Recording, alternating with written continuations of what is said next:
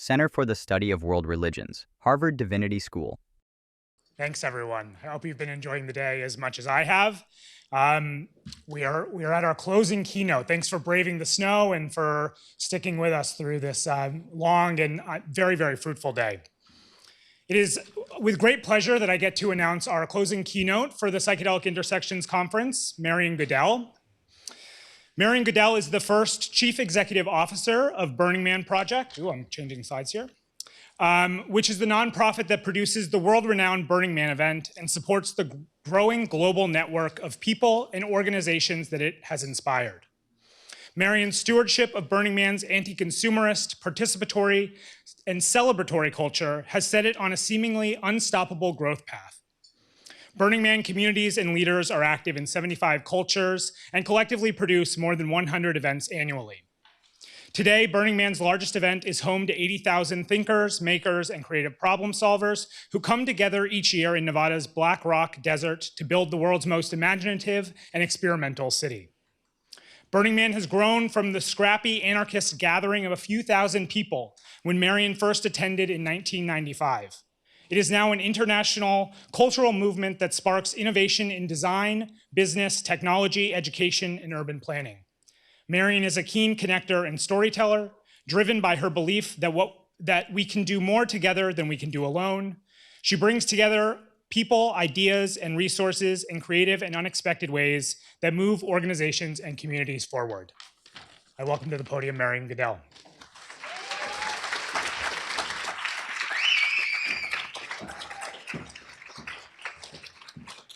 Hello, how are you all? Thank you for being here. Woo, I'm super stoked. So I'm Marian Goodell, I'm the CEO of Burning Man. Let's go on a little journey together. I would love to know who has been to Burning Man. Oh, magnificent. Maybe as many as 20 of you, at least maybe a little more. And who's been curious about Burning Man has not been? Fabulous. Well, this will be super fun. First, I want to show you a little video. Is everybody in? Here we go. The ceremony is about to begin.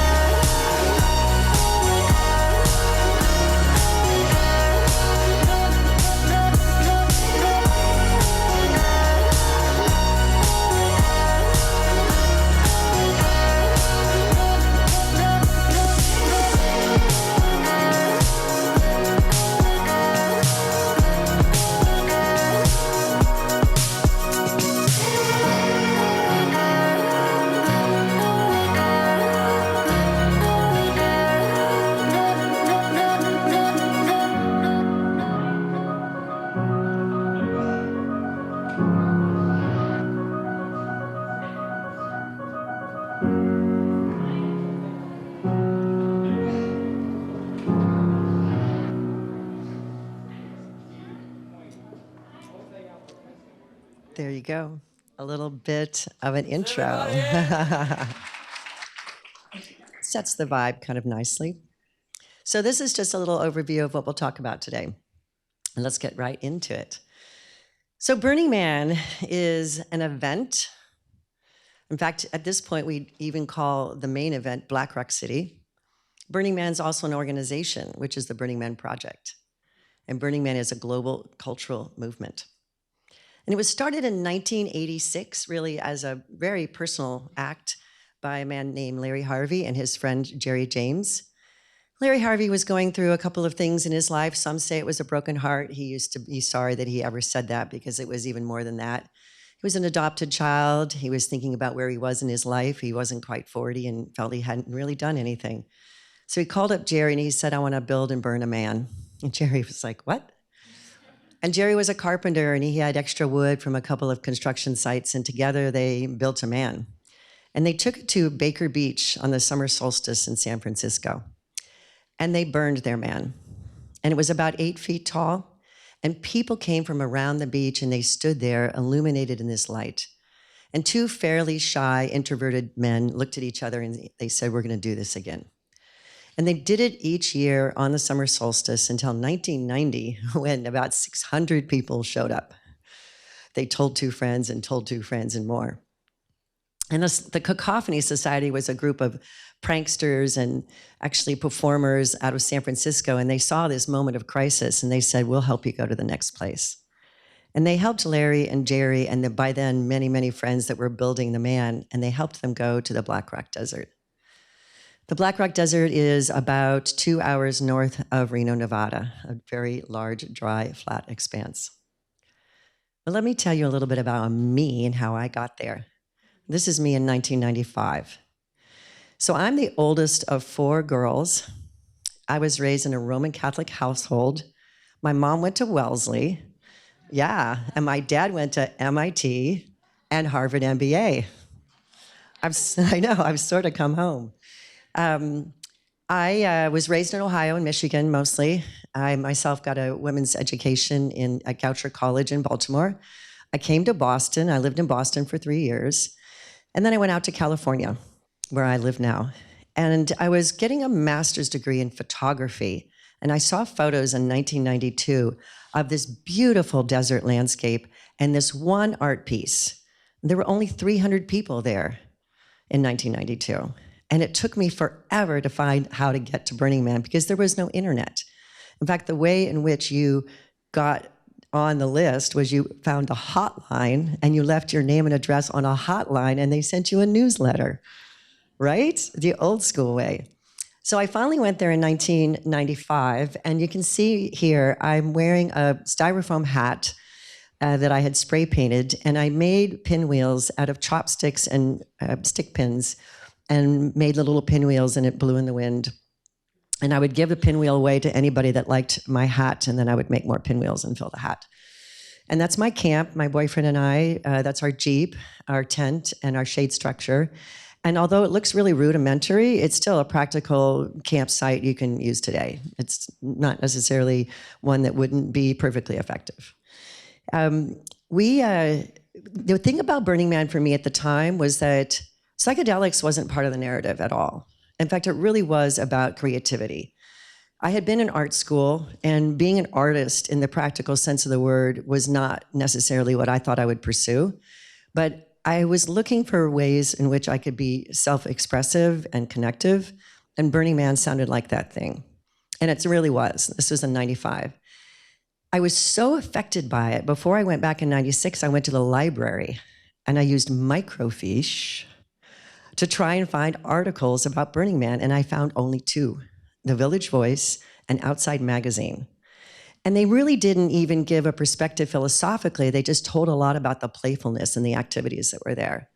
So I found my way to the organizers, and then I met Larry Harvey, who is the person that founded it, asked a couple of questions. I wanted to make sure it wasn't a cult.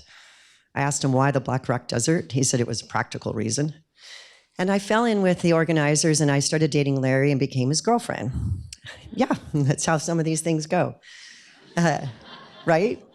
And with the other organizers, Crimson, Will, Michael, and Harley, we built Black Rock City. And we did it with a huge community of people. Black Rock City is now 75,000 people. It's 8 full days. When I first went, it started on a Thursday. And now it starts on a Saturday evening and goes until the Monday of Labor Day. There are over 400 art projects, 650 mutant vehicles, which are vehicles allowed to move, kind of like floats, 1,750 porta potties that are cleaned very frequently, of course. And we have only ice for sale. And something that most organizers of large events can't comprehend, we have 0 trash cans. This is a picture of about 72 or 73,000 people gathered on Saturday night for the burning of the man, our main sort of seminal ritual. And people always ask me, well, who goes to Burning Man? We have 49% female and 48% male. And I started a census in 2000 when I first joined, and I was really curious myself about, well, who is going to Burning Man? And I also was overseeing the government relations, and when we went to Washington, they always wanted to know who we were. And at that time, we were 60% male and 40% female, so that's changed quite a bit. 12% over 50, 14% under 30, our median age is 36.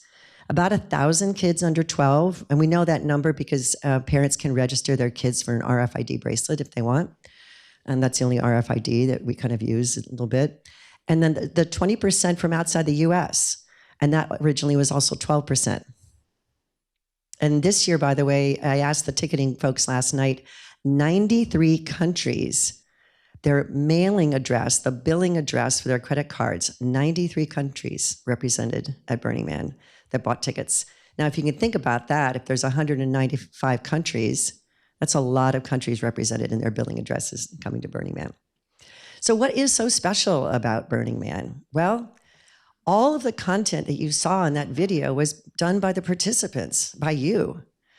The participants imagine it, design it, collaborate, and build it.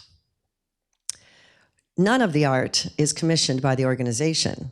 However, there is an art department for the organization. Katie Hazard is right here. She's the director of the art department for Burning Man. Katie has a really super, super cool job. Each year, she helps distribute $1.5 million directly to artists.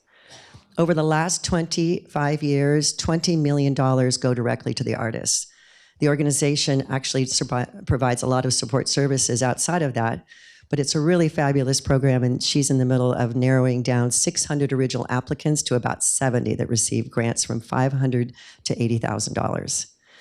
Over the years, each year there's about 400 art projects that are throughout the experience. And over the last 25 years, she did the math the other day, she told me 7,000 unique pieces have been at Burning Man over the last 25 years. It's really a place for great and fabulous interactive art, and it's brought there by the participants. So one of the things, though, that's really unique, like you think about art, and we've been to galleries and places where you don't touch the art, and I'm one of those people that goes to a gallery and I start going towards the art, and there's always somebody that says, don't touch the art. We are really engaging. We're creating art that requires you to engage. It asks for you to play. And this is a small piece right here. This is the Talk to God booth.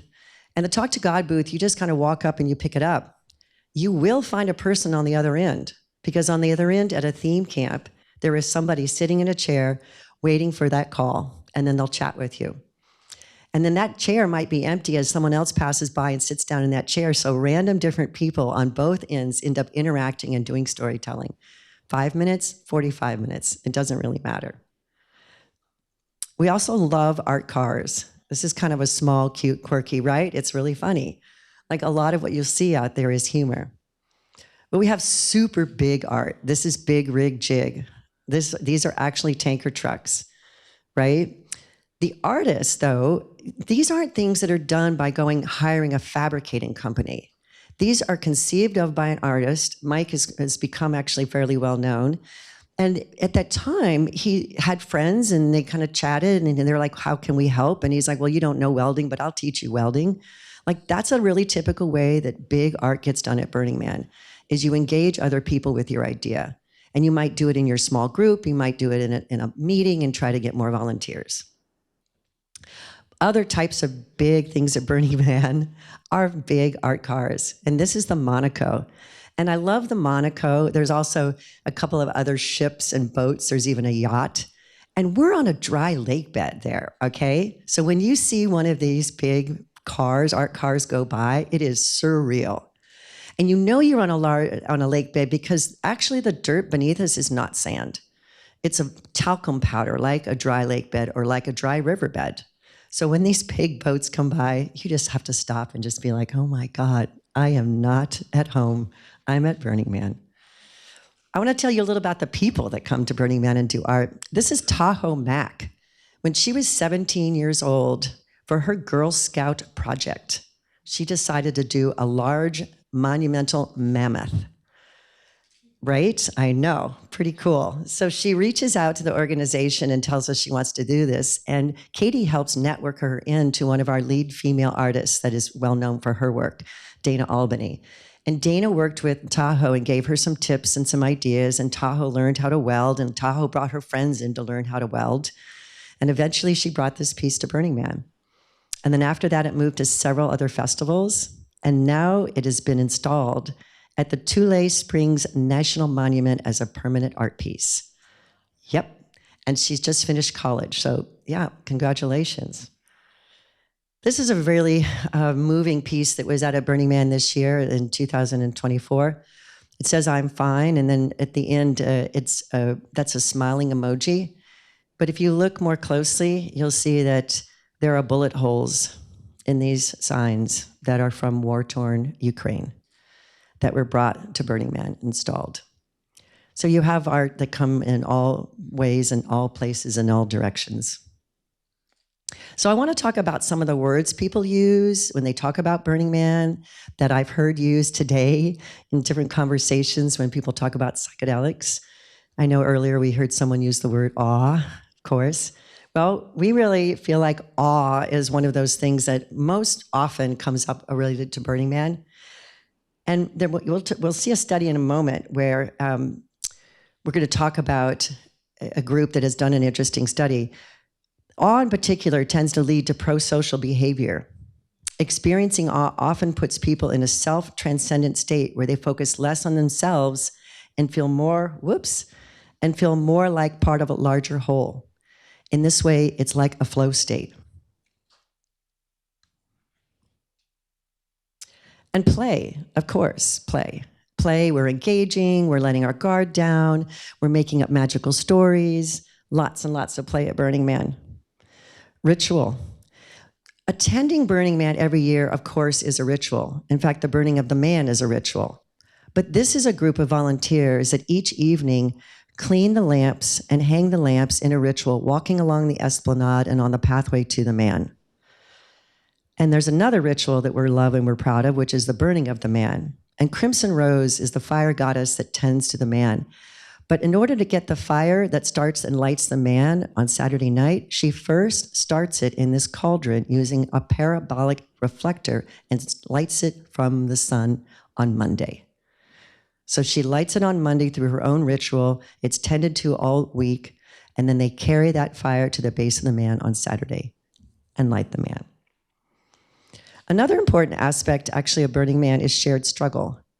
I'm sure you heard about the rain we had in 2023. Almost anybody didn't hear about the rain. In fact, more people heard about the rain than knew about Burning Man, I think, at some point.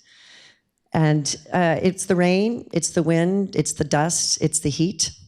But the weather and the shared struggle really bring people together. That's part of the crucible that helps people think outside of themselves and be ready for transformation and transcendent experience.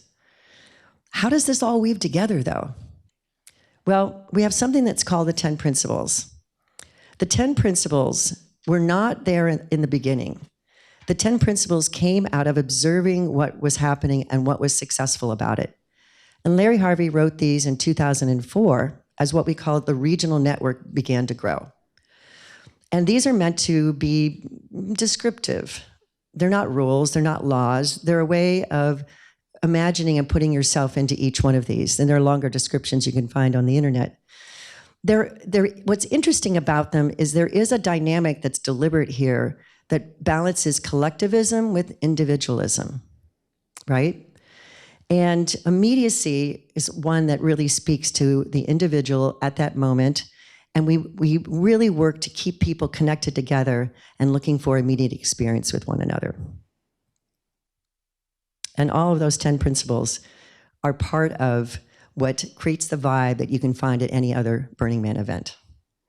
So let me show you another this is a 30-second clip by Matt Elson.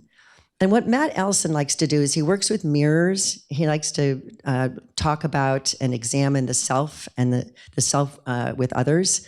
And this is a brief piece. He starts to talk in the beginning, and then you'll hear the individuals actually talking about their experience. So these are the first experimental patterns, and we're learning, you know. And thank you, people. You're helping me learn right now. Is it just class? Oh my gosh. Is it just... No, it's... You see yourself in another... It's a I cat. absolutely do. We're like one, bro. We're all one. Keep going deeper with that thought. Okay. I see your third eye, I'm pretty sure. Such a natural high. Yeah. You know? Right? So what Matt is doing, though, is really not unusual. There's a lot of exploration of the self. Burning Man mirrors psychedelic experience. The experience of Burning Man closely mirrors the core elements of a psychedelic journey. Academic studies have demonstrated that participants undergo profound realizations, deeper connections to their true selves, shifts in perception and ego disillusion, phenomena that intensify with time spent at the event and persist for at least 6 months afterwards. So when I went to Google Scholar to take a look at where things were at with Burning Man articles, there's lots of academics that have done really cool studies. There was 13,600 references. That's a long way from the 2 I found in microfiche in 1995. The research team studied people's subjective experiences and social behavior at secular mass gatherings, focused on creativity and community. There were actually 5 events that they followed, that they studied. There were 2 in the UK, and there were 3 in the United States, and one of them was Black Rock City. And they found that people at these events were feeling the experience in a pro-social format that make them feel transcendent the longer they were there. They went from feeling the connection of being an individual, but in a large mass gathering sense, they felt even more like they were part of a greater whole. And 63% of the people afterwards said that they felt a transformative experience. And of those, a large percentage said that it felt transformed even though they hadn't expected to.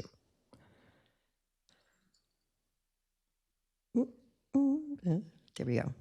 So this is a violin plot that one of our staff members that loves this data took from the group that has done the work, the study, the Yale group, the graduate students, and made it even more interesting for me. I looked at it originally, I was like, what's this telling me, Matt? But this is really fascinating. If you look at each one on the far left, that's one day at the event. So at one day, it's about what you would expect, somewhat to not at all feeling transformed. And if you move over 6 days, you can see that that is now reversed, and from somewhat to absolutely feeling a sense of transformation. But my favorite is look at 6 months after. That is really interesting. In fact, the median number is about the same as the 6 days, if not bulging into more. Now, these are the base rates of qualities of transformative experience among these participants and the questions that were asked. And we'll go through each one of those really briefly in a moment. On the far left, you'll see whether the individual felt a sense of disillusion of their self. And on the far right, it's how much of a sense of being connected to something greater than themselves. So as from an individual standpoint, losing of the self, it was a little over 60%, some form of level 2 to absolutely. But nearly 100% felt some sense of connection to a greater whole through these experiences at these mass gatherings. I felt as though my self was dissolved. I feel like I'm a different person than I was before. I feel like the layers have been peeled away to reveal my true self. Thank you. I'm glad you get my sense of humor. I felt more spiritually connected to something larger than myself, higher power, nature, God. So this is our temple. And our temple is an important tradition. It's our non-denominational spiritual center at Burning Man. It's a place where people bring memorials and offerings, but they also have weddings and celebrations. There's a new design every year, and people from around the world apply. In fact, this year's designer is actually from Spain. And the burning of the temple is set the day after the man burns as a kind of denouement to the experience. I perceived something new about reality. I felt like I could better express my true self. I perceived something new about myself. And I love this one. This is from 2023 when we had the rain, where it rained for maybe off and on for 24 hours, and it took 2 days to dry. And the interesting thing about, maybe if you read the media, people wondered whether people were panicking and trying to run away from Burning Man. Well, no, not really, actually. It was a really great opportunity to look at yourself in that moment. I'm definitely one of those people that if I wasn't organizing it, I would have been like, do I run? Do I get out of here because we saw the rain coming? No. You stayed put.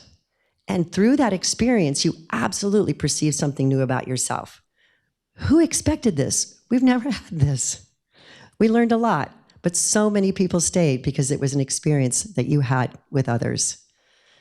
I perceived something new about others. This is a beautiful piece. The adults with their backs to one another, but their inner child reaching out to touch one another.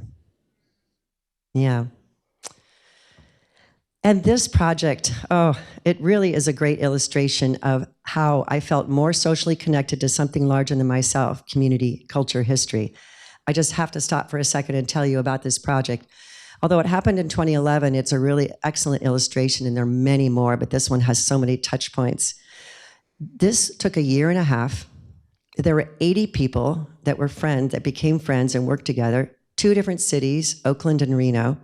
By the time they brought it to the Black Rock Desert, when they put it together, it was 20 tons. And they put it on the edge near the living area, and people came to visit it. And at night, there was an absinthe bar, and you climbed up inside and got a little shot of absinthe and climbed down the ladder, right? And then it was time to burn it. Now, to burn it, they needed to move it 1,000 feet closer into the middle of the playa. Well, how did they do that? They engaged the community. They invited people to wear togas, or not, but mostly a lot of togas showed up. And over 250 people picked up a rope, and after the signal of someone underneath the horse, moved it 1,000 feet. And boy, was it a moment, because actually the power of those people was way more than anybody expected. And it kept rolling a bit. Stop, right? It's fabulous. And this is what happens. People work together. They work together on site to make something happen. They work together before it happens.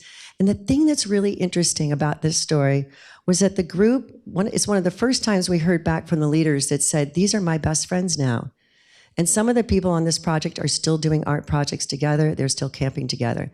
The process of actually trying to lead your friends into doing a project is really profound. You're learning about leadership in both ways, in both directions. So much of what you see out there at Burning Man are exercises in leadership. I have a little chart here that we'll just touch on for a second. It's really kind of academic for you guys. And, it takes a long time to go through these kinds of charts, but I just wanted to share with you something that we thought of as we were talking about this inside the organization. Because believe me, when I was asked to do this talk about psychedelics and Burning Man, my first thought was, hell no. Right? Well, because psychedelics and Burning Man is kind of a difficult affiliation. We still are on federal land, and we have to really continue showing up in ways that follow all of the rules and the laws in order to keep happening. And more importantly is that we have regionals out in the world in places like Singapore and Saudi Arabia. And to affiliate Burning Man as a psychedelics event is not what I aim to do. But to affiliate Burning Man as actually providing psychedelic experiences And having a transformative experience is exactly what I want to do, because that can happen around the world. So you can see here under traits, we have ego dissolution, mystical experience, emotional catharsis, and community bonding. And we use these we thought about, well, how Burning Man attendees might describe that, and also psychedelic and plant medicine experiences might sometimes describe some of those traits. So let's move on and talk about adaptability, scaling, and benefits. We really feel that the culture is adaptable and scalable. Just as psychedelic experiences are shaped by set and setting, the Burning Man experience has been adapted for regional events, art installations, collaborations, and land projects around the world. Each is infused with its own cultural, linguistic, and environmental elements that recreate and reinterpret the transformative power of Black Rock City in ways that are locally meaningful yet universally resonant. And the first thing we have here are the shroom and lumen. You would stand at the base of these little mushrooms, and they would open up, and then they would collapse again. And the shroom and lumen actually moved with a exhibit that started at the Nevada Museum of Art in Reno. It went to the Smithsonian in DC, it moved to the Cincinnati Museum, and then ended at the Oakland Museum. This piece is the Sonic Runway. And the Sonic Runway, at the far end there, you see an art car where the lasers are coming out, and it's creating music. And the music and the speed of sound is illustrated by the movement of the light bands. And that piece this is installed at the base of City Hall in San Jose. In fact, this piece was so popular, they had to make a second version of it because it was invited to visit in China and to other events. And so it's not just museum shows, but this is happening out in city centers and places. But here, this map gives you an even better idea of where Burning Man is happening out in the world. Each of these flames represent an active Burning Man community. They're self-organized, they contact the organization, and we give them access to resources. Currently, there are 85 official events around the world in 34 countries, 36 US states, and in 2023, 95,000 people attended Burning Man events, not counting Black Rock City. Black Rock City was 75,000. So that's 170,000 people that experienced Burning Man events in 2023. Two of the larger events are Midburn in the Negev Desert in Israel, started in 2014, just under 12,000. Africa Burn in South Africa started in 2007, about 13,000. And there is a local one called Firefly. This is a New England regional that was started in 2003 and currently has 1,400 attendees. And Katie, who you met a minute ago, was one of the original organizers of that before she became the art director and moved to California and San Francisco and worked with us. So in addition to art and events, we also do civic projects, and we also care a lot about sustainability. And on the right, you see a piece called The Lodgers. And The Lodgers was part of a project called the Land Art Generator Initiative that was conceived to innovate projects, do a design competition to have innovative projects on property we own near the event site. And we went from 185 projects down to 10. And The Lodgers was number one for MIT graduate students in architecture. And this one is a riparian living environment for birds and animals. And it has also appeared at the MIT Museum Expo, and it is a prototype that is actually still fundraising to be installed in the property. Another civic project that we did actually speaks right to the conversation here about plant medicine and native medicine, or native plants. This is a group that worked with the Paiute Nation. Now, the Burning Man is 2 hours north of Reno, and the Burning Man community drives through the Pyramid Lake Paiute Reservation. And we have a long-standing, fabulous relationship with them. And when the tribal chairwoman mentioned to the Burners Without Borders and the Ripple Group, and the Ripple Group was one of the groups that was the top 10 out of the Logi Project, and they're interested in restoring natural vegetation and using indigenous plants to actually grow out on the properties. They heard that there is a desire to do a plant medicine garden, interpretive garden. These groups all jumped in together to support the Paiute group. And they put in 90 plants with interpretive signs to show what the original uses of these different plants were. And then here is the collaborative group that was together after they built Haba. They also built that together. So as we wrap this up, I want to just emphasize that we see Burning Man as a direct experience. And Burning Man fosters lasting transformation. Burning Man culture is adaptable and scalable. And Burning Man is a psychedelic experience without taking psychedelics. And I want to close with, before we do our Q&A, with a statement from, a quote from Larry Harvey that he wrote in 2017. What if we gathered people of all faiths and, placing them in a locked room, demanded they settle a question? Which supreme being of all the millions of supremely potent beings mankind has worshipped is really real? Yet, what if we here, now, were to reverse this word order and agree to simply say that being is supreme? Thank you, guys.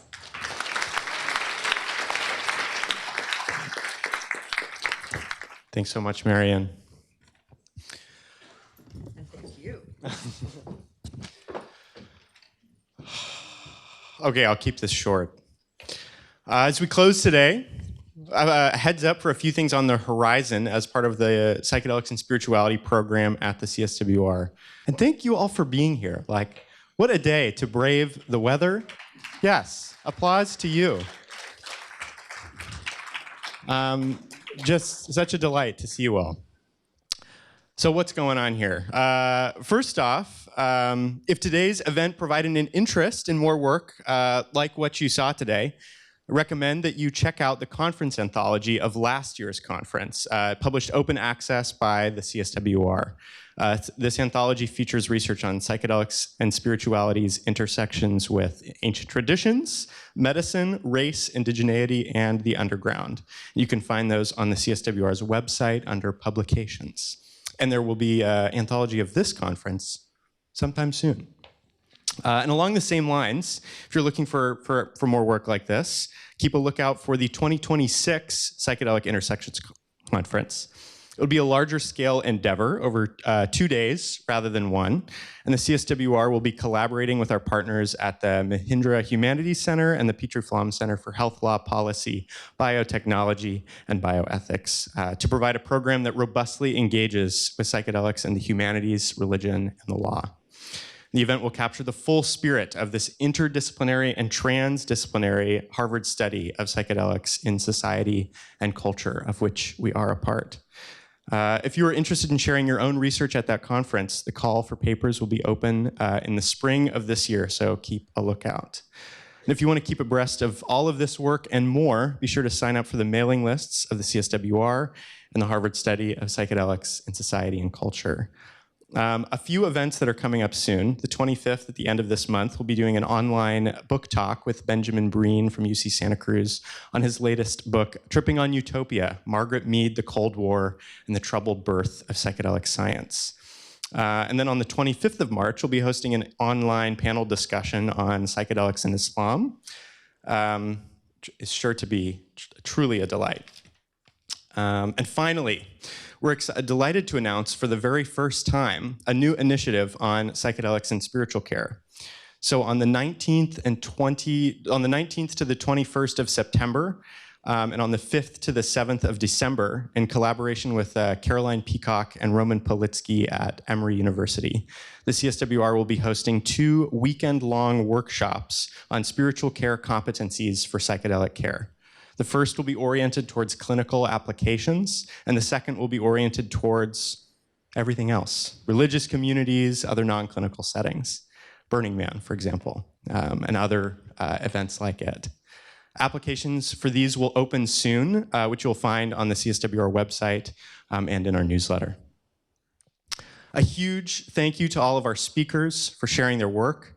As always, thanks to the tremendous CSWR staff for all of their work leading up to today.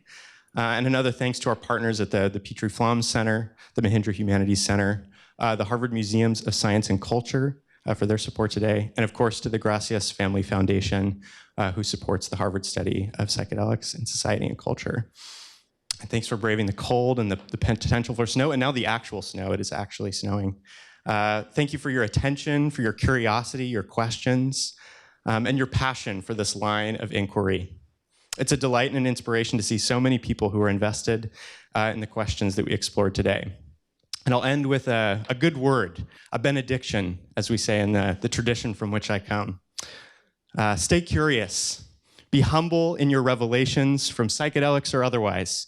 Care for one another and be devoted to reciprocity with and reverence for the knowledge keepers of these plants, fungi, chemicals, and press pills. Thanks so much. Have a great night. See you at the reception. cswr.hds.harvard.edu, copyright 2025, the President and Fellows of Harvard College.